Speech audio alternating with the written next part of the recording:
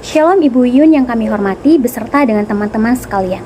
Kami dari kelompok 7 akan memaparkan hasil diskusi kami mengenai keterkaitan antara stage 1 yakni identify desired result dan stage 2 yakni determine acceptable evidence dalam backward by design.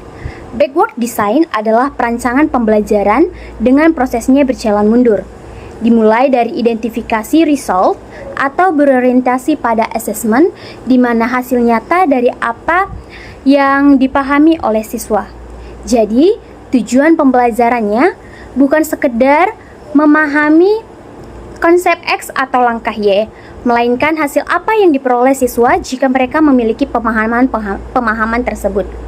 Keunggulan dari backward design, yakni pendekatan yang cukup praktis ini, secara langsung dapat mengeliminasi tujuan dan sasaran pembelajaran yang kurang relevan.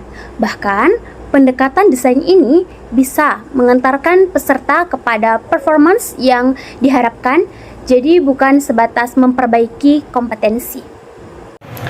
Dalam merancang pembelajaran, guru harus merancang tujuan dan bagaimana tujuan itu benar-benar tercapai. Kalau siswa diminta membaca, maka guru harus menjelaskan apa yang harus dibaca, bagaimana membacanya, dan apa yang harus dihasilkan dari kegiatan membaca tersebut. Kemungkinan bantuan apa saja yang harus diberikan agar hasilnya mencapai hasil yang maksimal. Bagaimana cara membagikan apa yang sudah dipahami dari bacaan tersebut, dan lain sebagainya. Karena itu, mereka lebih cenderung untuk menggunakan result focus design. Selanjutnya, kita akan masuk pada tahap identifikasi, di mana tahap identifikasi merupakan tahap menentukan tujuan dari pembelajaran. Dalam menentukan hasil yang diinginkan, sebaiknya guru tidak menilai secara normatif, tetapi yang benar-benar berdampak nyata kepada kehidupan siswa. Menetapkan tujuan harus mengacu kepada standar kompetisi, di mana standar kompetisi ini merupakan indikator dan tujuan pembelajaran.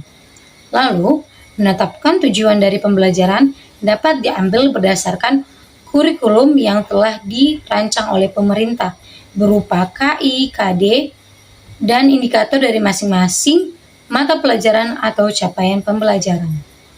Nah, disarankan juga kepada guru dalam memulai perencanaan, sebaiknya guru mengidentifikasi sekali atau 2 kali untuk melihat apakah yang dirancang dapat berhasil dan dapat diterapkan kepada kehidupan siswa berikutnya.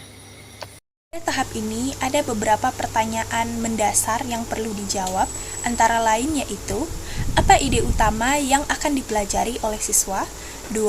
Apa guna dan manfaatnya jika siswa memiliki pemahaman dan keterampilan tersebut? 3.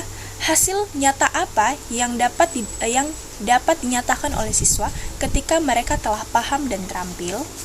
Dan terakhir, jika demikian, maka pemahaman dan keterampilan apa yang benar-benar perlu dimiliki?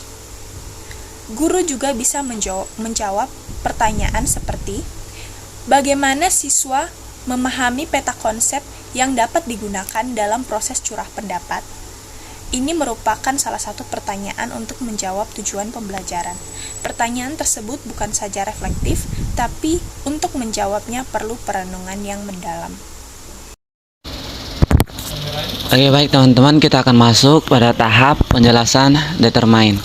Nah, di sini bukti di sini maksudnya itu indikator atau tolak ukur keberhasilan yang dapat dilihat dan diukur. Di tahapan ini, guru silakan tentukan apa buktinya jika siswa telah memiliki pemahaman yang diharapkan. Bisa juga buktinya itu jika 3 pertanyaan di tahap pertama sudah terjawab.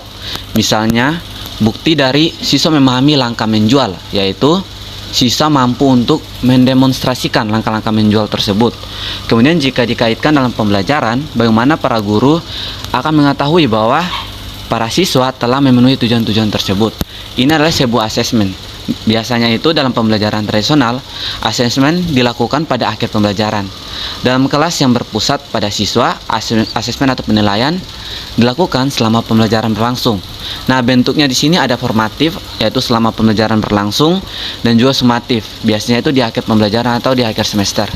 Ada beberapa tipe dari asesmen formatif, seperti tanya jawab, observasi, esai, bermain peran, proyek, kuis, jurnal, dan sebagainya. Nah, tujuan dari asesmen formatif sendiri yaitu untuk melihat seberapa jauh siswa telah mencapai tujuan pembelajaran dan membantu memperbaiki apa yang belum siswa pahami. Nah, sebagai guru, kita ingin memastikan seluruh siswa itu berhasil. Dan cara terbaik adalah dengan melakukan pengecekan atau penilaian ini secara konsisten dan melihat pemahaman mereka apakah sudah paham tentang materi yang diberikan atau belum. Nah, bentuk-bentuk asesmen yang telah didaftar pada penjelasan sebelumnya juga dapat menjadi asesmen sumatif tergantung dari guru sendiri, di mana biasanya berbentuk tes atau ujian dan sifatnya itu final. Nah, tujuan dari asesmen sumatif ini berbeda dengan formatif, di mana bukan hanya sekedar pengecekan tetapi untuk memberi sertifikat kepada siswa atas pengusahaan konsep atau keterampilan dalam pembelajaran. Salah satu contoh pembelajaran yang dapat digunakan pada kedua tahap ini adalah mata pelajaran IPA dengan tema lingkungan hidup. Guru bukan hanya sekedar memaparkan materi dan siswa memahami pentingnya menjaga dan memelihara lingkungan hidup, tetapi guru mau siswa bertindak nyata dalam memelihara lingkungan hidup dengan tidak membuang sampah sembarangan, mau melakukan reboisasi, dan siswa mencintai tempat di mana ia hidup. Sekian presentasi yang dapat kelompok kami sampaikan mengenai kedua tahap tersebut yang telah dijelaskan di awal. Semoga dapat membantu dan menambah pemahaman kita. Terima kasih. Shalom.